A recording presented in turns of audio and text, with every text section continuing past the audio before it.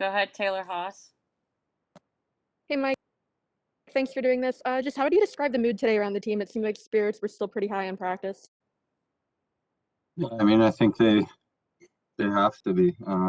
We don't really have any choice but to move past that game and get ready for the next one. It serves us no use to come in and feel sorry for ourselves or anything like that. The only thing that we can do is learn from last game.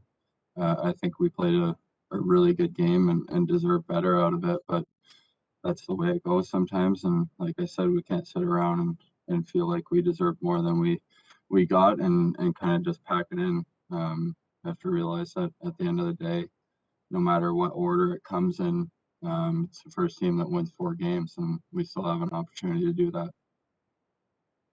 Wes Crosby. Hey, Mike. Just what's the confidence level in Tristan in the group? And also, last night it gets into double overtime.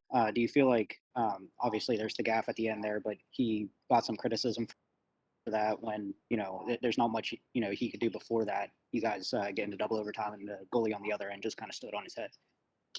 Yeah, I mean, he played an amazing game, and that's, I think, the toughest part about being a goalie is that, if you do make a mistake, there isn't somebody there to back you up. And whereas, if you talk to a defenseman or forward, we make plenty of mistakes all throughout the game, but there's people there to back you up for it, and so they're not as noticeable. And I think that's the toughest part about being a goalie, and we have total confidence in Tristan. I think he's one of the best goalies in the league, and he proves that night in and night out. And so, yeah, I don't think anybody has any doubt in his ability. It was just, like I said, everyone notices it because there's nobody there to back him up after he makes a mistake, whereas we have the fortune to have people back us up when we do make them. Shelly Anderson. Hey, Mike, along those lines, Mike Sullivan last night said that the team would rally around Tristan. And I'm just curious, kind of what that looks like, and particularly for the defense. You guys already play well in front of him. I mean, you know what kind of goalie he is. Is there things that you can do? What does rally around him look like? I mean, I think inside the dressing room there isn't a whole lot of talk about it. I mean, it's everybody knows that every single one of us makes a bunch of mistakes every single game, and that's the nature of the game. You always hear people talking about, oh, it's a game of mistakes. Well, it is 100%. And so, we can sit back and kind of try to evaluate what happened during the game and where we went wrong in certain areas, or we can look at last night's game and say that was the best game we've played all series, no matter what happened. And if we put that game on the ice for 2 more games in game 6 and then push it to a game 7 and bring that again, I like our odds. Matt Vensel. Hey, Mike, puck pursuit allowed you guys to dominate possession in game 5. Just beyond speed and energy, what tactically allowed you guys to do that, and how important will it be to replicate it in game 6? Well, I think the fact that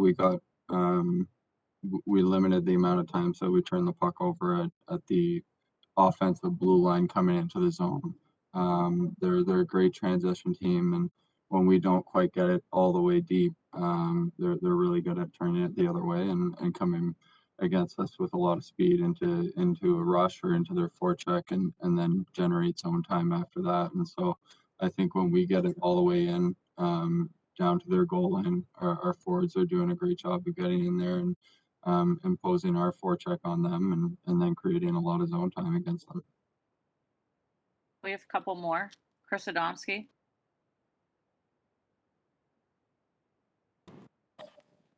Mike, what was your perspective on the play with Oliver Wahlstrom when he got injured last night? And did the Islanders indicate they were upset with you about it? And have you heard from the league anything about perhaps any discipline for that or anything?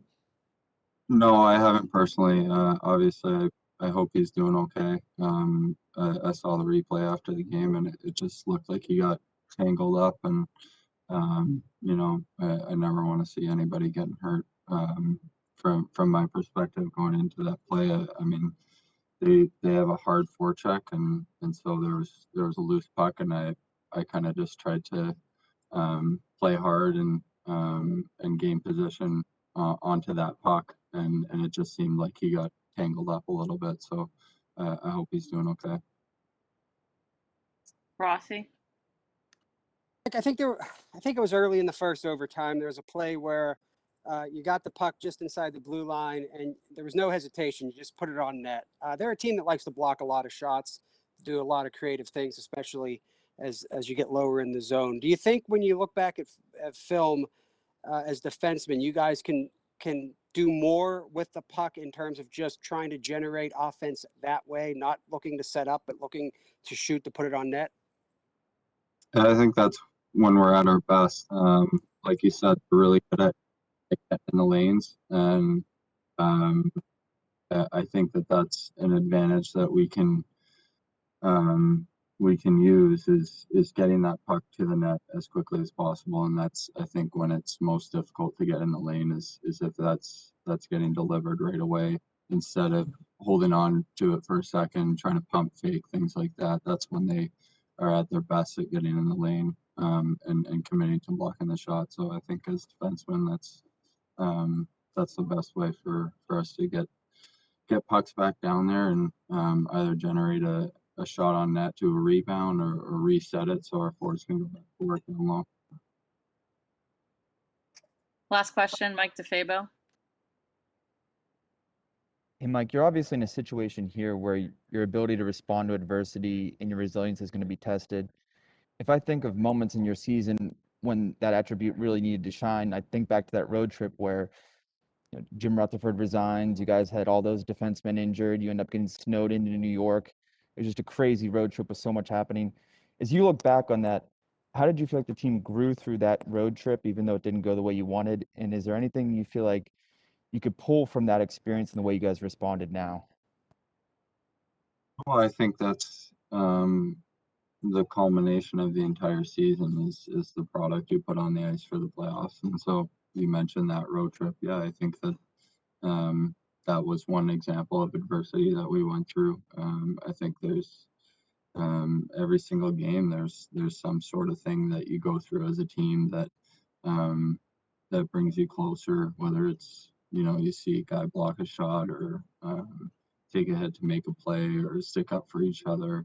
All those things over and over again throughout the season is what makes a team into a team. And this is the moment that that gets tested and when it means the most. And so I have full confidence in our ability to respond. And you know, it's easy to think ahead too far and feel like it's a daunting task to win 2 games straight against a good hockey team in the Islanders. Or you can look at it as, well, we need to win 4 games, and nobody said you had to win them 4 straight or 5 games or 6 games or whatever the case may be. You just have to win 4 games within a 7-game span. And so if you do that by winning games 6 and 7, it still counts. And at the end of the day, all we really need to worry about right now is bringing our best effort in game 6 and seeing what happens. Thanks, Mike.